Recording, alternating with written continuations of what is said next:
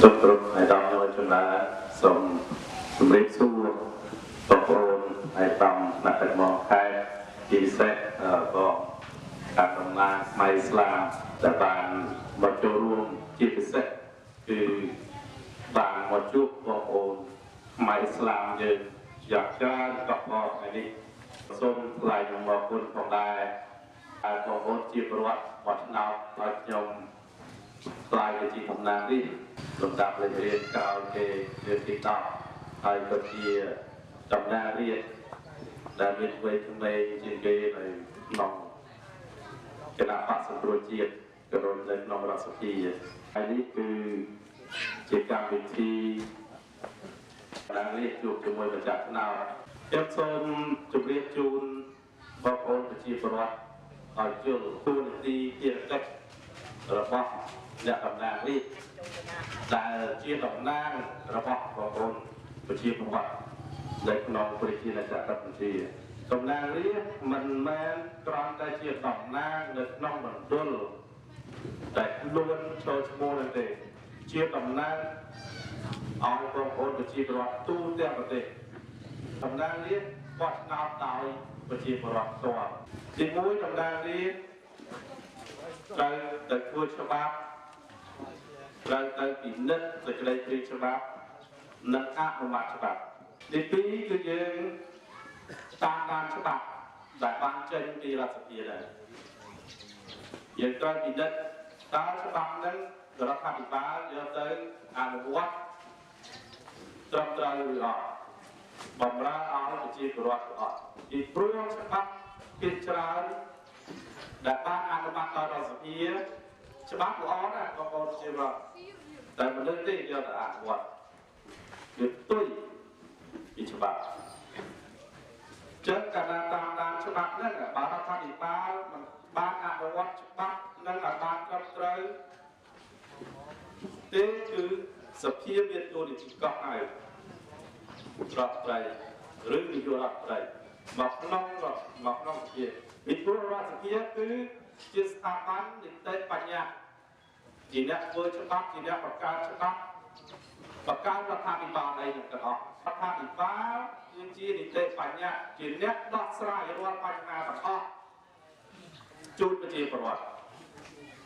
ជាអ្នកបម្រើរបស់ប្រជាពលរដ្ឋគណៈកម្មការ10នៅក្នុងរដ្ឋសភាប៉ុន្តែគណៈកម្មការ5ដឹកនាំដោយគណៈបព្វជិជនគណៈកម្មការ5ដឹកនាំដោយគណៈបក្សសង្គ្រោះជាតិគឺថាគណៈកម្មការដឹកនាំដោយគណៈបក្សសង្គ្រោះជាតិសកម្មហើយរដ្ឋមន្ត្រីក្រសួងរហូតទៅជារដ្ឋមន្ត្រីក្រសួងអប់រំរដ្ឋមន្ត្រីក្រសួងសុខាភិបាលរដ្ឋមន្ត្រី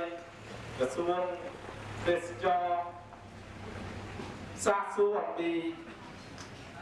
ក្រសួងទេសចរសួរពីរឿងចំណូលថ្លៃលក់សំបុត្រ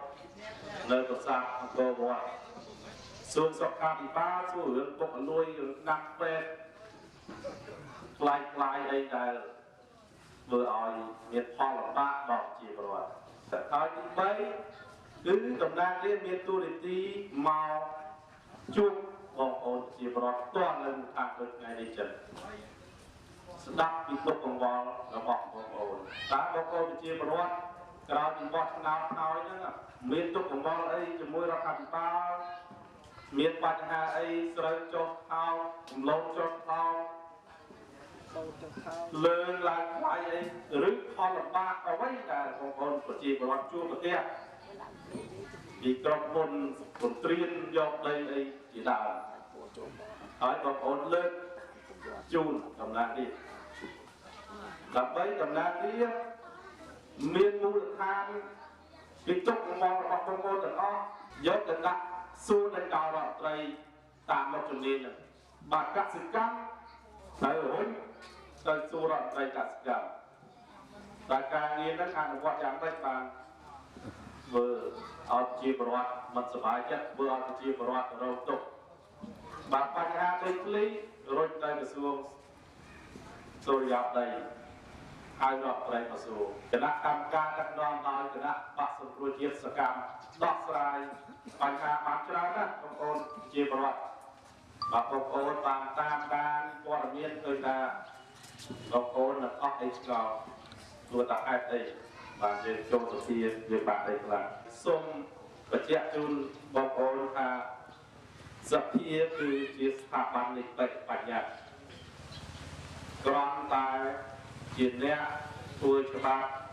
จีนเนี้ยตรวจพินิจเรื่องรัฐบาลนั่งจีนเนี้ยน้อมก็ได้กำบังระบบโอนจีบรัฐจุนเตอร์รัฐบาลไปดอกสลายรัฐบาลในการสถาบันในปัญญาคือจีนเนี้ยดอกสลายอีวิทหรือตุกกำบังกับระบบโอนจีบรัฐบาจีนเนี้ยของเราสิบาการระบบโอนจีบรัฐไอ้ทางปันตลาดก็คือโดยที่จำได้คือจีนเนี่ยต่อสลายจังสถาบันปีนั้นคือตัดอีกเนี่ยเข้าไปนักปัสสาวะเชียดได้แบบบ้านกันเราพันฟ้าส่งซ่อนยาไปบอกเราได้นักต่อสลายกับเราบางคนมันเอาเงินปัญหาโดยช็อปในที่เดียวกันส่งกระจกกระปนะส่งลายของเราคนของคน